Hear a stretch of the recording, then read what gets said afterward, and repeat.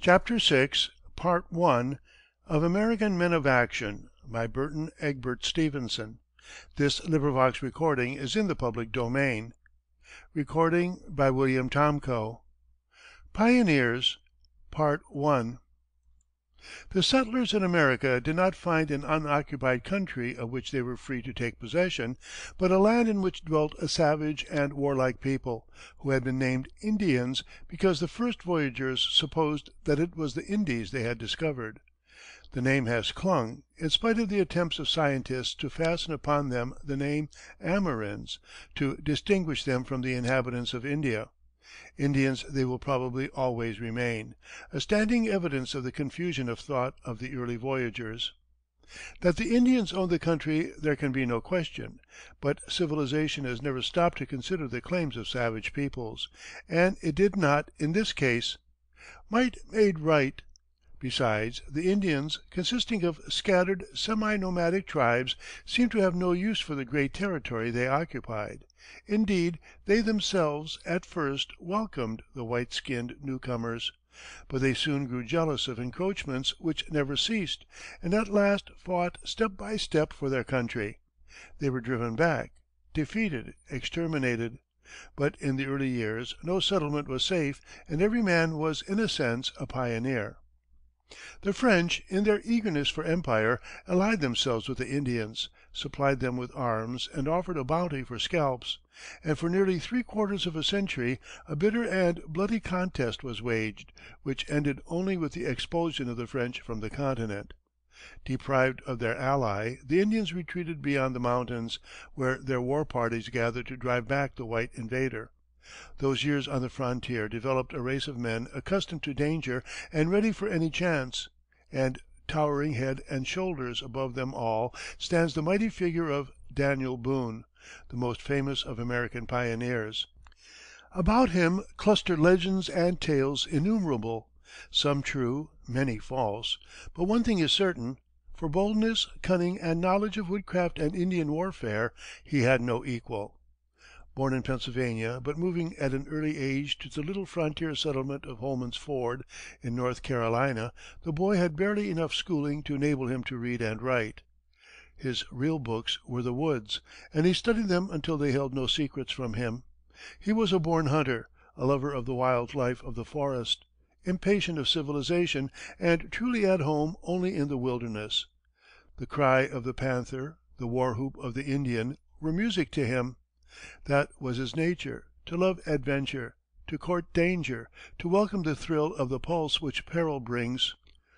Understand him. He was not the man to incur foolish risks, but he incurred necessary ones without a second thought.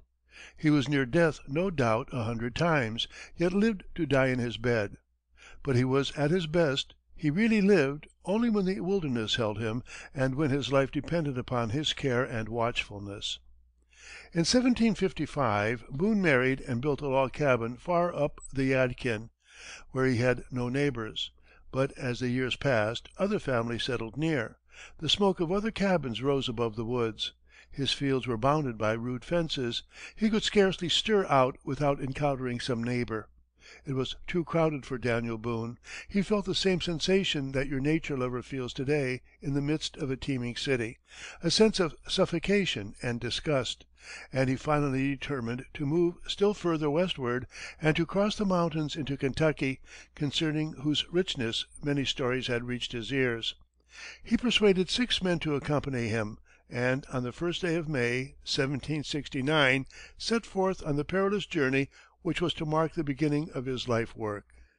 Up to that time the Alleghany Mountains had marked a boundary beyond which white settlers dared not go, for to the west lay great reaches of forest, uninhabited except for wild beasts and still wilder bands of roving Indians.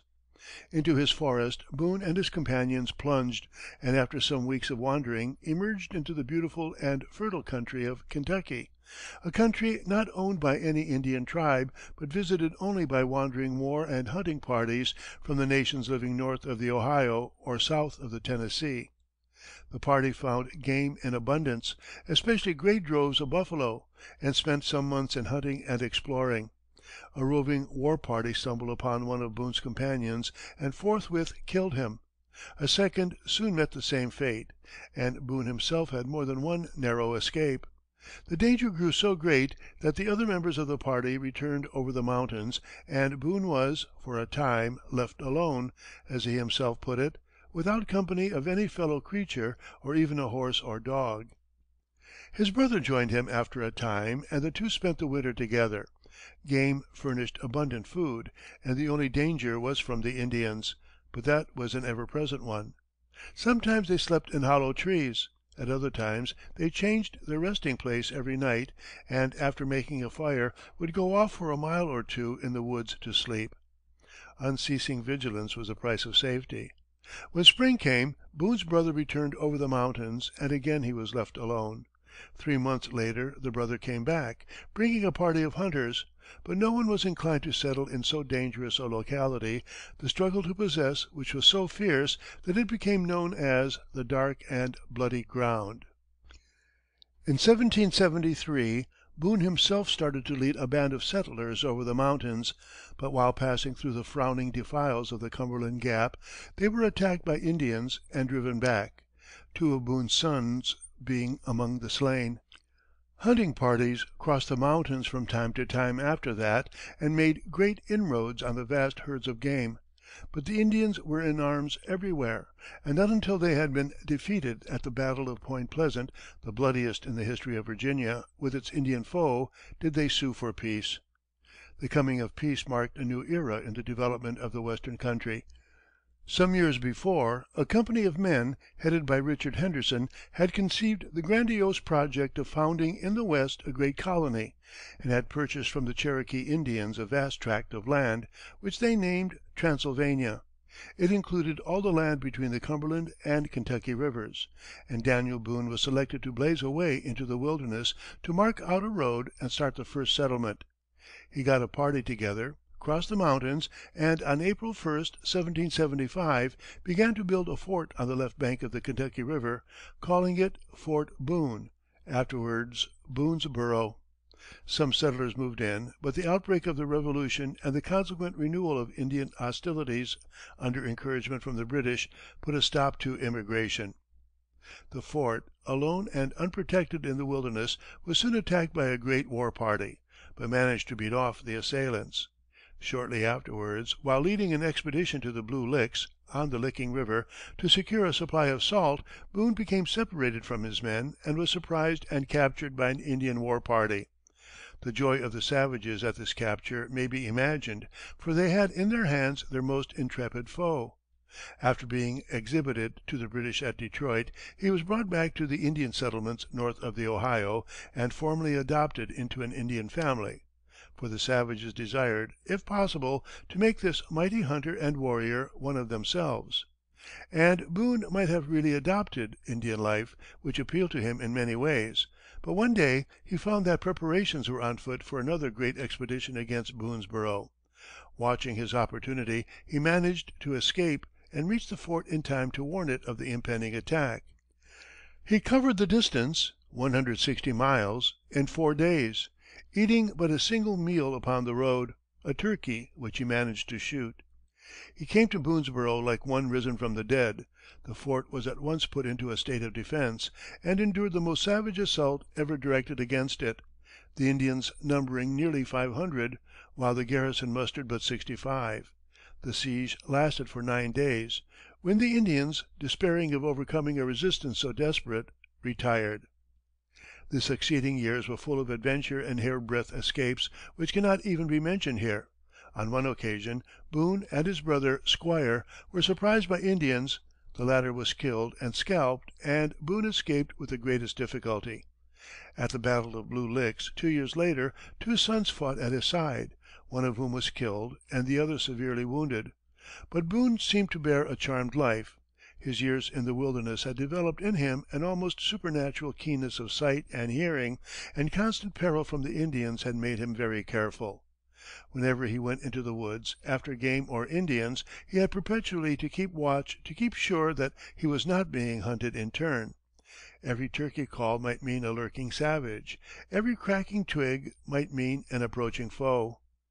On one occasion his daughter and two other girls were carried off by Indians, and Boone, raising a small company, followed the trail of the fugitives without resting for 2 days and a night, then came to where the Indians had killed a buffalo calf and were camped around it, never dreaming of danger. So Boone and his men crept up on them, shot down the Indians, and rescued the girls. On still another occasion he was pursued by Indians, who used a tracking dog to follow his trail.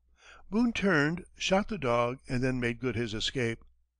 Such incidents might be related by the dozen. No wonder Boone was considered one of the most valuable men on the frontier, and was a very tower of strength in defending it against the Indians. The end, however, was sad enough. When Kentucky was admitted to the Union, Boone's titles to the land he had laid out for himself were declared to be defective.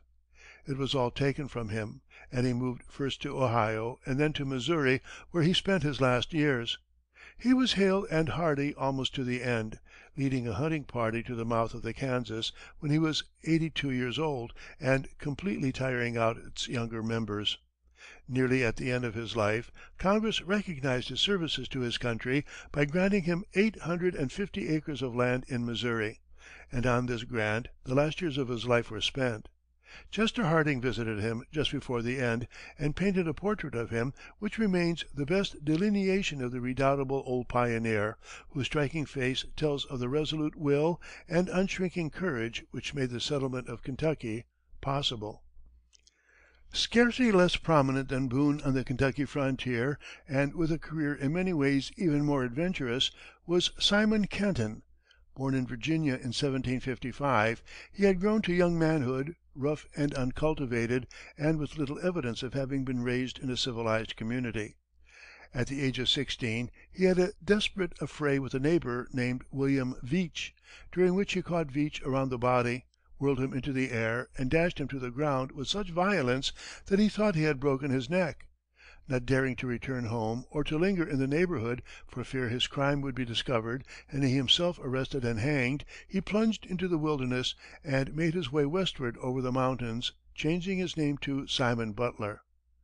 The 2 or 3 years following were spent by him in roaming along the Ohio Valley, sometimes alone, sometimes with 2 or 3 companions, and always surrounded by danger. On one occasion his camp was surprised by Indians, and he and his companion were forced to flee for their lives without weapons of any kind, and with no clothing but their shirts. For 6 days and nights they wandered without fire or food, suffering from the cold, for it was the dead of winter, and so torn and lacerated that on the last 2 days they covered only 6 miles, most of it on hands and knees. Staggering and crawling forward, they came out at last upon the Ohio River, and by good fortune fell in with a hunting party and were saved. Kenton's life was full of just such incidents. Daniel Boone found in him a most valuable ally, incapable of fear and with a knowledge of woodcraft surpassed only by Boone himself. Kenton was inside Boone's fort whenever it was in danger, and on one occasion saved Boone's life. Let us tell the story, for it is typical of the border warfare in which both Boone and Kenton were so expert. One morning, having loaded their guns for a hunt, Kenton and 2 companions were standing in the gate of Fort Boone, when 2 men, who were driving in some horses from a nearby field, were fired upon by Indians. They fled toward the fort, the Indians after them, and one of them was overtaken and killed and was being scalped, when Kenton and his companions ran up, killed one of the Indians, and pursued the others to the edge of the clearing. Boone, meanwhile, had heard the firing, and came hurrying out with reinforcements, only a moment later to be cut off from the fort by a strong body of savages. There was nothing to do but to cut their way back through them, and in the charge Boone received a ball through the leg, breaking the bone. As he fell, the Indian leader raised his tomahawk to kill him, but Kenton, seeing his comrade's peril, shot the Indian through the heart, and succeeded in dragging Boone inside the fort. During the Dunmore War, Kenton ranged the Indian country as a spy, carrying his life in his hand, and accompanied George Rogers Clark on his famous Illinois campaign. A short time later, with 1 or 2 others, he started on an expedition to run off some horses from the Miami villages, and had nearly succeeded when he was captured. the Indians hated him more bitterly than they hated Boone himself, and they prepared to enjoy themselves at his expense. They bound him to a wild horse and chased the horse through the forest until their captive's face was torn and bleeding from the lashing of the branches. They staked him down at night so that he could not move hand or foot, and when they reached their town the whole population turned out to make him run the gauntlet. The Indians formed in a double line, about 6 feet apart, each armed with a heavy club, and Kenton was forced to run between them. He had not gone far when he saw ahead of him an Indian with a drawn knife, prepared to plunge it into him as he passed. By a mighty effort he broke through the line, but was soon recaptured, lashed with whips, pelted with stones, branded with red hot irons, and condemned to be burnt at the stake. But before killing him, the Indians concluded to lend him to other towns to have some sport with, so he was taken from town to town, compelled to run the gauntlet at each one, and subjected to a variegated list of tortures. 3 or 4 times he was tied to a stake for the final execution, but each time the Indians decided to wait a while longer. Finally, an Englishman got the Indians to consent to send Kenton for a visit to Detroit, and he spent the winter there. Then, with 2 other captives, and with the help of a kind-hearted Irish woman, he managed to escape and made his way back to Kentucky, over 400 miles through the Indian country, narrowly escaping death 100 times, in 33 days. There he learned that he need not have fled from Pennsylvania, that the man with whom he had fought years before was not dead, but had recovered. For the first time since his appearance in the West, he assumed his real name, and was known thereafter as Simon Kenton. Soon afterwards he returned to his old home, and brought the whole family back with him to Kentucky. One would have thought he had had enough of fighting, but he was with Wayne at the Fallen Timbers and with William Henry Harrison at the Battle of the Thames. Sadly enough, the last years of this old hero were passed in want. His land in Kentucky was taken from him by speculators because he had failed to have it properly registered, and he was imprisoned for debt on the spot where he had reared the first cabin in northern Kentucky. In the spring of 1824, an old, tattered, weather-beaten figure appeared on the streets of Frankfort, the capital of Kentucky.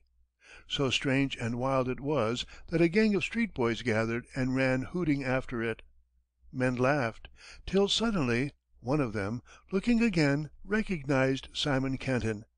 In a moment a guard of honor was formed, and the tattered figure was conducted to the Capitol, placed in the Speaker's chair, and for the first and only time in his life Simon Kenton received some portion of the respect and homage to which his deeds entitled him. End of Pioneers, Part 1. Recording by William Tomcho.